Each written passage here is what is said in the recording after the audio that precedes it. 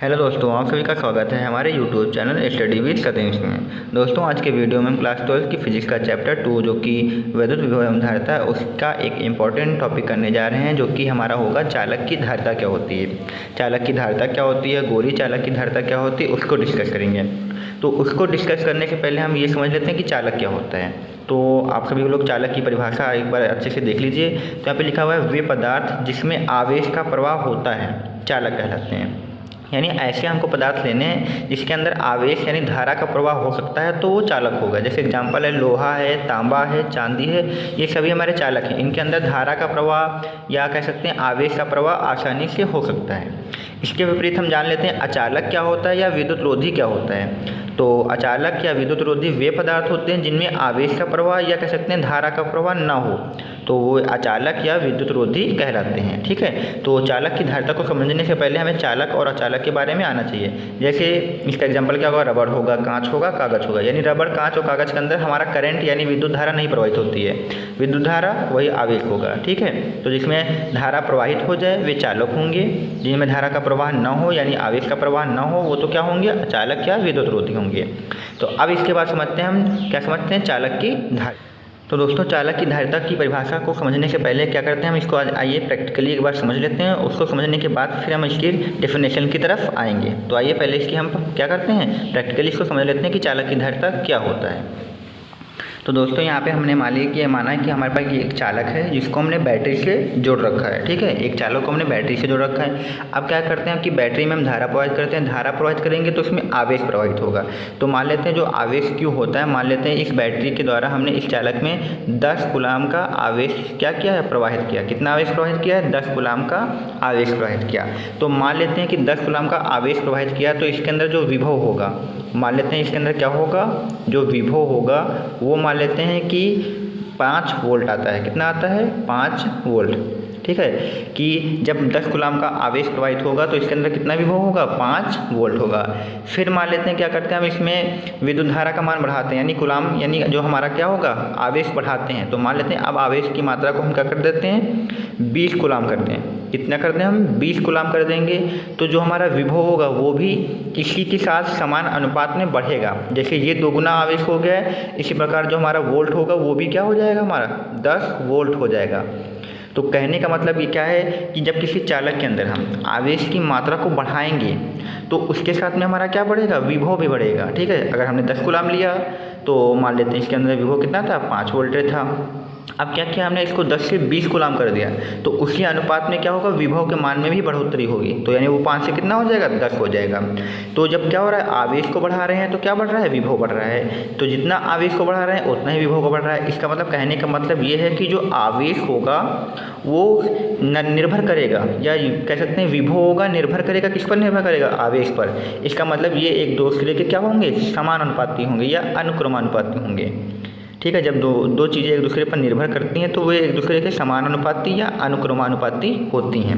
ठीक है, तो यहाँ से ये निकल के आया कि जो आवेश होगा विभव के अनुक्रमानुपाती है। अब हम क्या करते हैं, अनुक्रमानुपाती अगर निशान को हटाते हैं तो इसकी जगह पर एक नियतांक आएगा। तो मान लेते हैं यहाँ पे जो नियतांक आया है वो C आया है।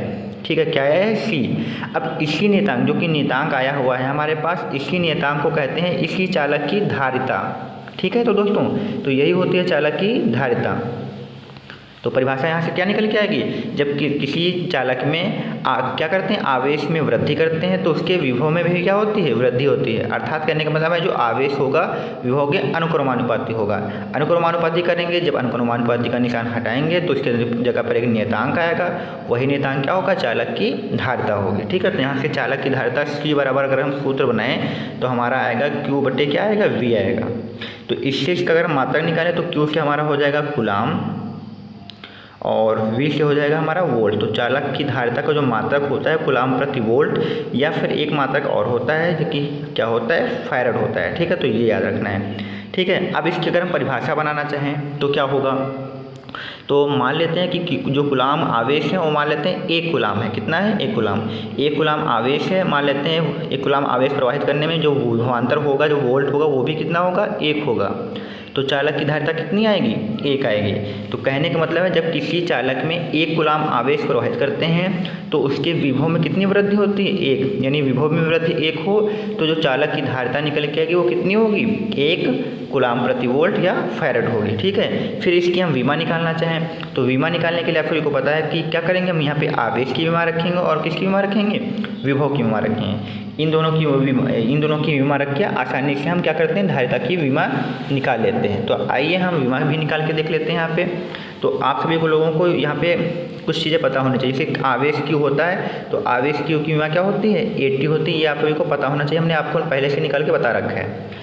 फिर यहाँ पे विभव की विमा भी हमने सबसे पहले लेसन के स्टार्टिंग में भी निकाल के बताई थी। तो जो विभव की विमा होती है वो होती है, तो दोस्तों हम क्या करेंगे, यहाँ पे चालक की धारिता की अगर विमा निकालना है तो यहाँ पे आवेश की विमा और विभव की विमा रख के इसकी विमा निकाल सकते हैं। तो यहाँ पे हमने देखिए कर रखा है कि हमने यहाँ पे चालक की धारिता की विमा निकालनी है तो हमने सबसे पहले आवेश की विमा क्या रखी हुई है, 80 यानी एक ए होगा, 80 होगा। फिर यहाँ पे विभव की विमा हमने क्या रखी है, M1 L2 T-3 A-1। फिर क्या करेंगे, M को ऊपर ले जाएंगे तो माइनस का हो जाएगा, L2 ऊपर जाएंगे तो ये भी माइनस के हो जाएंगे, T-3 ऊपर जाएंगे तो प्लस के हो जाएंगे और 1 प्लस का T ऑलरेडी ऊपर से, तो टोटल 4 T हो जाएंगे। इसी प्रकार ए भी माइनस का 1 है, ये भी ऊपर जाएगा तो इस एक के साथ जुड़ के 2 हो जाएंगे। तो इस प्रकार जो चालक की धारिता आएगी वो आएगी M-1 L-2 T4 A²। तो ये हो जाएगी चालक की धारिता। अब आइए क्या करते हैं, हम इसको नोट्स के द्वारा भी एक बार देख लेते हैं। तो यहाँ पे दोस्तों देख सकते हैं लिखा हुआ है कि किसी विलगित चालक को Q आवेश दिया जाता है तो उसके विभव में V उसके अनुपात में वृद्धि होती है, जो कि हमने बताया था जितना आवेश देंगे उसके अनुपात में विभव में वृद्धि होगी। तो कहने का मतलब है कि ये एक दूसरे के अनुक्रमानुपाती होंगे, फिर अनुक्रमानुपाती हटाएंगे तो नियतांक आएगा। इसी नियतांक को चालक की धारिता कहते हैं। इसका मात्रक भी हमने बताया फैरड होता है या कूलम प्रति वोल्ट होता है, फॉर्मूला भी निकल के आए। फिर हमने क्या किया कि मान लेते हैं 1 वोल्ट विभवांतर लेंगे तो आवेश क्या होगा, 1 वोल्ट लेंगे तो क्या होगा, जो आवेश धारिता होगी वो किसके बराबर होगी, आवेश के बराबर होगी। तो कहने का मतलब यहाँ से परिभाषा अगर निकालना चाहें तो चालक का विभव अगर 1 वोल्ट से बढ़ाने के लिए 1 वोल्ट बढ़ाने के लिए जितना भी आवेश देना होगा वही क्या होगा, चालक की धारिता। यानी 1 वोल्ट बढ़ाओगे अगर वो विभवांतर या वोल्ट या विभव तो जितना आवेश देना पड़ेगा वही क्या होगी, धारिता होगी। ठीक है, इसे धारिता कहते हैं।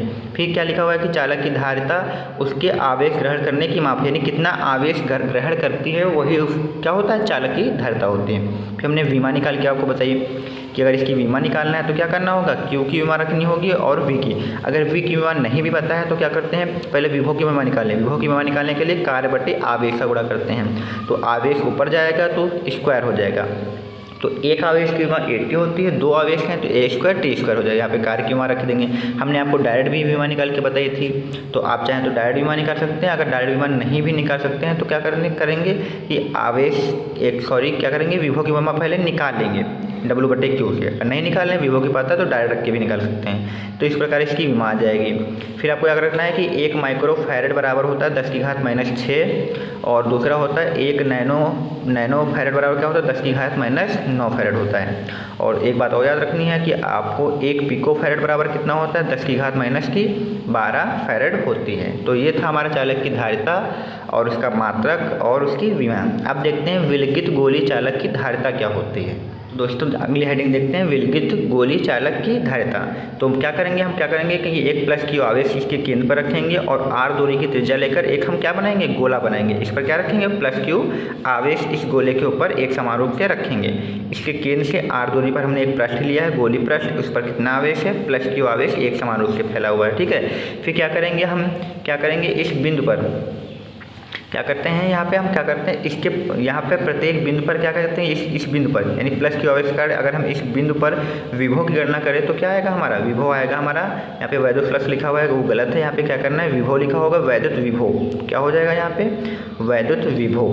तो जो हमारा वैद्युत विभव आएगा वो क्या आएगा, 1/4πε0 और जो आवेश होगा Q और जिस बिंदु O बिंदु पर हम निकालें तो क्या हो जाएगा, Q/R हो जाएगा।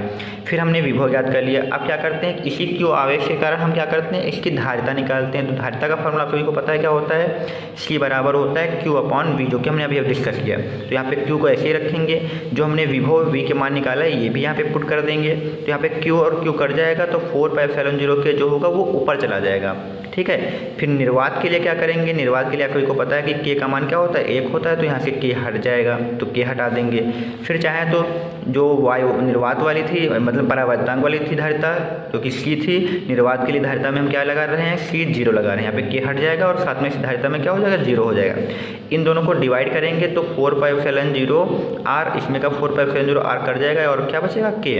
तो परावर्तांक की धारिता C और निर्वात की धारिता C0 का जो अनुपात होता है वो क्या होता है, K होता है। तो ठीक है, ये दोस्तों थी चालक की, गोली चालक की धारिता। बिल्कुल आसान थी। पहले क्या करना होगा, इस बिंदु O पर हमें विभव निकालना होगा, Q आवेश के कारण R दूरी पर विभव निकाल लेंगे, फिर धारिता के सूत्र में इस विभव का वैल्यू पुट कर देंगे, आ जाएगी। ठीक है, फिर निर्वात के लिए इसकी 0 कर देते हैं, बस इतना ही करना होगा। तो आई होप आप सभी को ये चालक की धारिता और विलगित गोले चालक की धारिता अच्छे से समझ में आई होगी। अगर वीडियो पसंद आए तो प्लीज़ चैनल को लाइक, सब्सक्राइब और शेयर जरूर करिए।